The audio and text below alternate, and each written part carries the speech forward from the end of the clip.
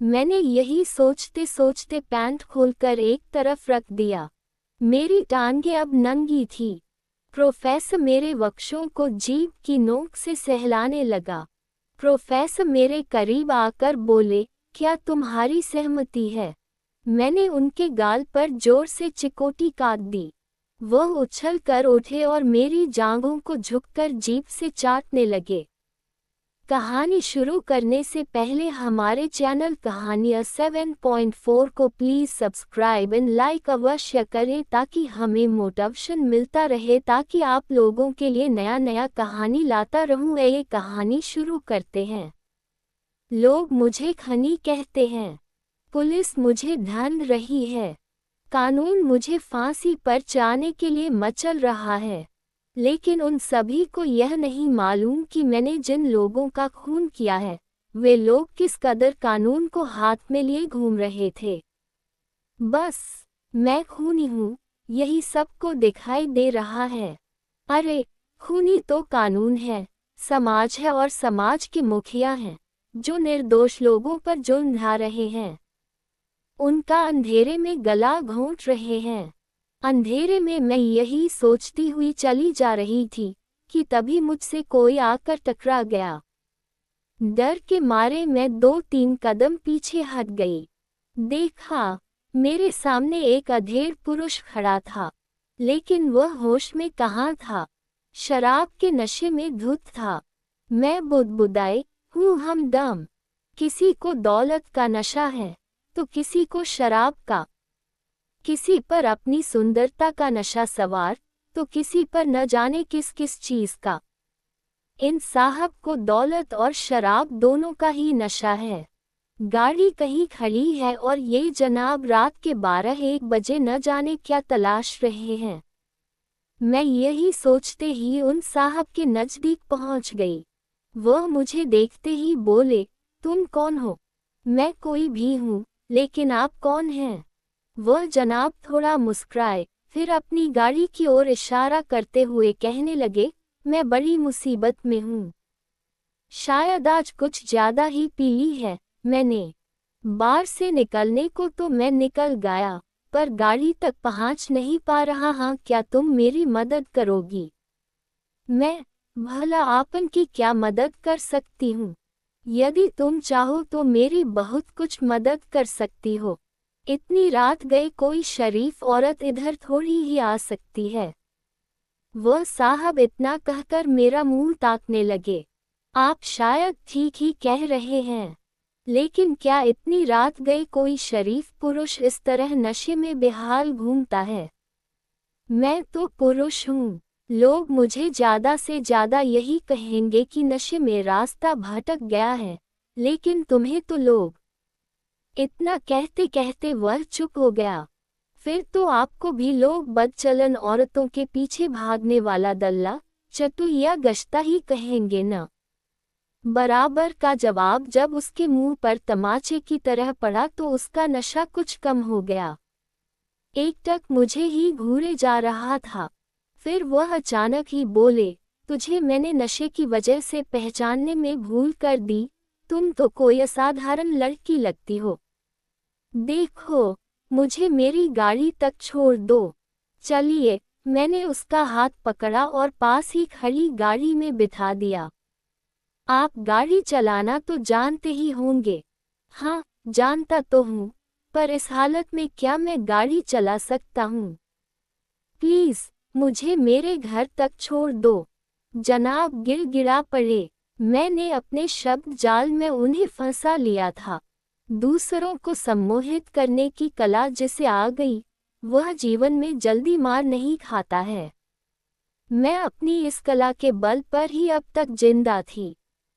उस ड्राइवर को भी मैंने थोड़े ही कुछ दिया था। सिर्फ मोहक मुस्कान के जलवे उसे दिखाए थे।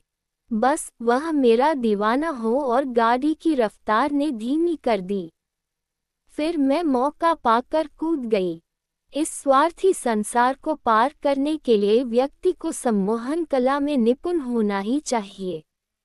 मैं ये सोच ही रही थी कि उस सज्जन ने टोक दिया, तुम क्या सोच रहे हो? क्या मेरी मदद करना नहीं चाहती? नहीं, ऐसी बात नहीं।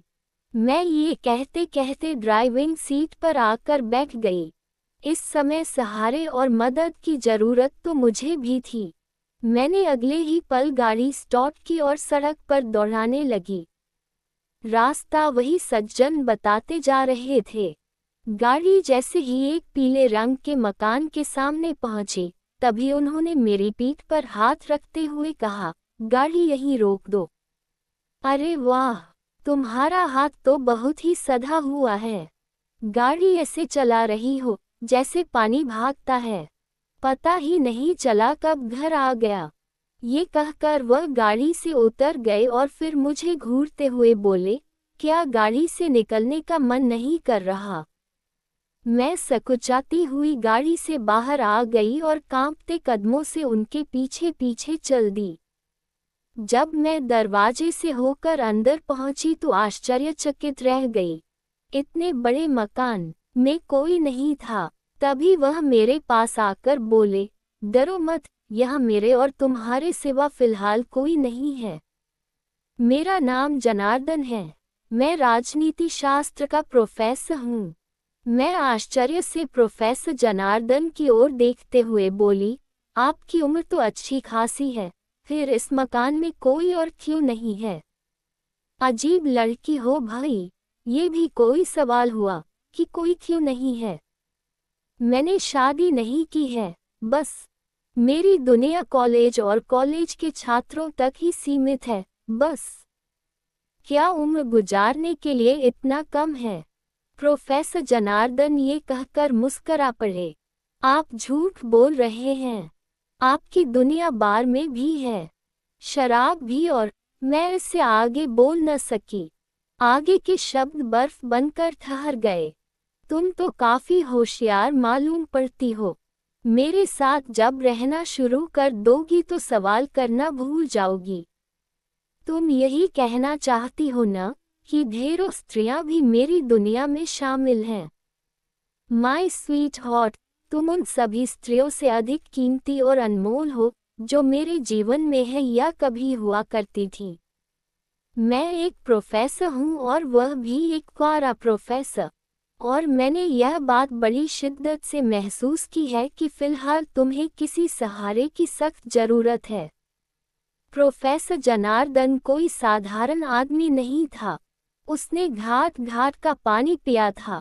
उसने बस शादी ही नहीं की थी। इस प्रोफेसर जनार्दन के यहाँ मुझे किसी बात की तकलीफ नहीं हो सकती। यह मेरा दीवाना भी हो गया है। मेरी सेवा में कोई कमी नहीं रहने देगा। ऐसे साधन संपन्न पुरुषों को ही तो मैं अपनी जालिम जवानी का मजा दे सकती हूँ। और मैं यही सोचते सोचते अनायास ही बोल पड़ी, आपने ठीक ही अनुमान लगाया है। मैं इस शहर में बिल्कुल ही अकेली और नई हूँ। मेरा अपना कोई नहीं है। देखिए, मुझसे आप यह न पूछिएगा कि मैं कौन हूँ, क्या करती हूँ और यहाँ तक कैसे आई हूँ। अरे नहीं, मैं सुंदरियों के ठिकाने के बारे में कोई सवाल नहीं करता, क्योंकि किसी की सगी नहीं होती। उनका अपना कोई ठिकाना भी नहीं होता। वे तो स्वेच्छाचारी होती हैं। आज़ादी उनकी प्यारी चीज़ है, और वे वहाँ नहीं टिकती हैं जहाँ लक्ष्मी का निवास नहीं होता। तुम उन्हीं सुंदरियों में से एक हो। यह मेरा सौभाग्य है कि तुम मुझे मिल गई हो। प्रोफेसर जनार्दन ये कहकर हंसने लगे। वह अब नशे में नहीं थे। फ्रिज का दरवाजा खोलकर उन्होंने आइसक्रीम के 2 कप निकाले और 1 कप मेरी ओर बढ़ाते हुए बोले, तुम्हें आज इसी से संतोष करना पड़ेगा। हाँ, यदि तुम चाहो तो सेब खा सकती हो। खाने के नाम पर यही है। मैंने मुस्कुराते हुए कप हाथों में ले लिया। मैं सफ़र की थकी हुई है, इसलिए आइसक्रीम ही काफ़ी है, ये कहकर मैं आइसक्रीम खाने लगी।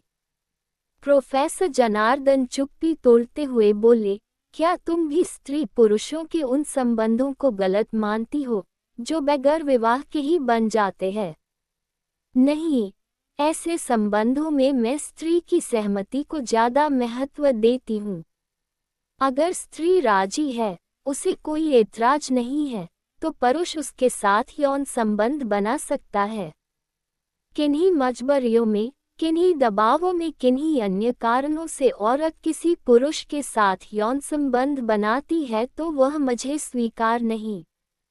मैं उसे स्त्री के साथ बलात्कार की संज्ञा देती है। मेरे ये कहते ही प्रोफेसर जनार्दन मुझसे काफी प्रभावित हो गए। बोले, मैं तुम्हारे इन विचारों से काफी प्रभावित हूँ, लेकिन तुम इन संबंधों में औरत की वकालत क्यों कर रही हो? क्या पुरुष की सहमति का कोई महत्व नहीं है? बलात्कार तो पुरुष के साथ औरत भी कर सकती है या करती है। मैंने माना कि वह सेक्स की मांग नहीं करती है, पर क्या वह इसके लिए इशारे नहीं करती है, उससे छेड़छाड़ नहीं करती है? प्रोफेसर के शब्दों में दृढ़ता थी। वह मेरे मुंह से यही कहलवाना चाहते थे कि औरत के इशारे ही पुरुष को उनकी ओर आकर्षित करते हैं या उनके साथ जोर जबरदस्ती करने के लिए उन्हें उकसाते हैं। लेकिन मैं बोली, ऐसे इशारे या छेड़छाड़ उन हालातों में होते हैं जब स्त्री की सहमति होती है या वह उस पुरुष को चाहने लगती है।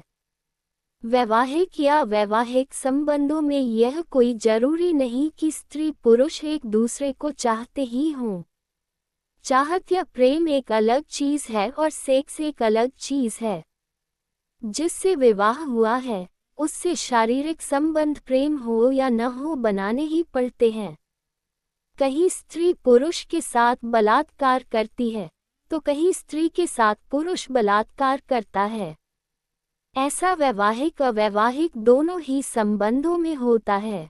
मुझे स्त्री पुरुष के संबंधों के विषय में अच्छी जानकारी है। पुरुष ऐसे मामलों में ज्यादा निष्ठुर, स्वार्थी और अवसरवादी होते हैं। प्रोफेसर जनार्दन मेरे पास आकर कहने लगे, इसका मतलब तुमने ढेर सारे पुरुषों को बहुत करीब से परखा है। मैं कैसा लगा तुम्हें? आप भी मेरे जीवन में आए उन्हीं पुरुषों की तरह ही हैं। मैं किन मुसीबतों से गुजर रही हूँ, मेरी तबीयत कैसी है, मेरी सहमति है या नहीं, आप भी उन्हीं पुरुषों की तरह जानना नहीं चाहते हैं। और जानने की कोशिश भी नहीं करनी चाहिए, क्योंकि मैं भी तो आपको इस्तेमाल कर रही हूँ। ये कहकर मैं पलंग पर टांगे फैलाकर लेट गई और सोचने लगी, जीवन में रखा ही क्या है? जीतना है, उसको ढंग से जी लेने में ही जीवन की सार्थकता है।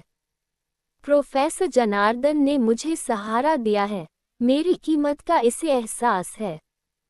मेरी सेवा में तन, मन, धन से लगा हुआ है। मैंने यही सोचते सोचते पैंट खोलकर एक तरफ रख दिया। मेरी टांगें अब नंगी थी। प्रोफेसर मेरे करीब आकर बोले, क्या तुम्हारी सहमति है? मैंने उनके गाल पर जोर से चिकोटी काट दी। वह उछल कर उठे और मेरी जांघों को झुककर जीभ से चाटने लगे। मैं हंस पड़ी। जब एक बुद्धिजीवी कहे जाने वाले प्रोफेसर की यह हालत है, तो फिर लोग एक आम आदमी को क्यों गालियां निकालते हैं? मैं ये सोच ही रही थी कि प्रोफेसर मेरे वक्षों को जीभ की नोक से सहलाने लगा। मैं खिलखिलाकर हंसने लगी। इतना खूबसूरत क्षण मेरे जीवन में काफी दिनों बाद आया था। तभी वह प्रोफेसर अचानक ही इंसान से हैवान बन बैठा। मेरे शरीर नोचने खरोंचने लगा और दांतों से भी काटने लगा। मैं जोर जोर से चीखने लगी, लेकिन उसकी भुजाओं की पकड़ से स्वयं को छुड़ा न सकी। फिर वह अचानक ही शांत हो गया और फिर इंसान की तरह यौन व्यवहार करने लगा। लेकिन मुझे सेक्स में कोई आनंद नहीं मिला। अधिकांश पुरुष होते ही ऐसे हैं, जो सिर्फ स्वयं के लिए ही सहवास करते हैं। और प्रोफेसर जनार्दन जब थक गया तो वह जाकर दूसरे कमरे में सो गया। मैं निर्जीव सी घंटों बिस्तर पर यूं ही पड़ी रही। मेरा सारा शरीर लहलहान हो गया था। मुझे ऐसा लग रहा था जैसे कुछ देर पहले किसी भेड़िए से मेरी मुठभेड़ हो गई हो और उसने मेरे शरीर को घायल कर दिया हो। शायद यही स्थिति अधिकांश औरतों की भी है। पुरुष के इस खूनी यौनाधरण को झेलना उनके जीवन से जुड़ गया है। पुरुष इसी को सहवास कहते हैं। न जाने मैं यही सब सोचते हुए कब सो गई, इसका होश ही न रहा। सुबह के 4 बजे जब मेरी आंख खुली तो मैं खटपट की आवाज सुनकर सहम गई। जब मेरी दृष्टि सामने पड़ी तो आंखें आश्चर्य से फटी की फटी रह गई। 2 खूबसूरत 18-19 वर्षीय युवती अर्धनग्न प्रोफेसर जनार्दन की बाहों में थी और प्रोफेसर सहित वे दोनों युवतियां भी शराब के नशे में धुत थीं। मैं बिस्तर पर ही बैठी बैठी बोली, प्रोफेसर, इन लड़कियों ने तुम्हारा क्या बिगाड़ा है, जो इनकी अस्मत से भी खेल रहे हो और इन्हें नशे की लत भी डाल रहे हो। सुनते ही वह मुझ पर गुस्सा कर गया, तू मेरे ही मकान में रहकर मुझे ही जीवन का पाठ पढ़ा रही है। तुम कितनी स्वार्थी हो, अपने लाभ के लिए तुम किसी से भी यौन संबंध बना सकती हो, पर दूसरों को ऐसा करते नहीं देख सकती। इन लड़कियों को मुझसे काम है। ये अच्छे नंबरों से पास होना चाहती हैं। देह बेचना क्या सिर्फ तुम ही जानती हो। ये अपनी स्वेच्छा से मेरे पास आए हैं। नहीं, इसमें इनकी स्वेच्छा शामिल नहीं है। ये तुम्हें रिश्वत के रूप में अपनी देह दे रही हैं। ये मजबूर हैं। ये तुम्हारे दबाव में आकर ऐसा कर रही हैं। मेरे ये कहते ही प्रोफेसर हंसने लगा। कल रात की मानसिक दबाव में तो मैंने तुम पर भी जोर डाला था, तब तो तुम कुछ भी नहीं बोली। तुम भी तो मजबूर हो। तुम्हारे पास घर नहीं है, पैसे नहीं हैं। नई जगह में तुम आए हो। तुमने अपनी देह मुझे ये सब पाने के लिए ही तो दी। फिर दूसरों के लिए उल्टा क्यों सोचती हो? प्रोफेसर की बातों का मेरे पास कोई ठोस जवाब नहीं था, इसलिए मैं चुप हो गई। अब मैं सोच रही थी, इस दुनिया में हर कोई मजबूर है, और इसी मजबूरी का फायदा एक व्यक्ति दूसरे व्यक्ति से उठा रहा है। मुझे इस जगह को फौरन छोड़ देना चाहिए। मुझे अब मजबूरियों के आगे झुकना नहीं है। ये सोचते ही मैं उठ खड़ी हुई, कपड़े पहने और प्रोफेसर के मकान से निकल गई।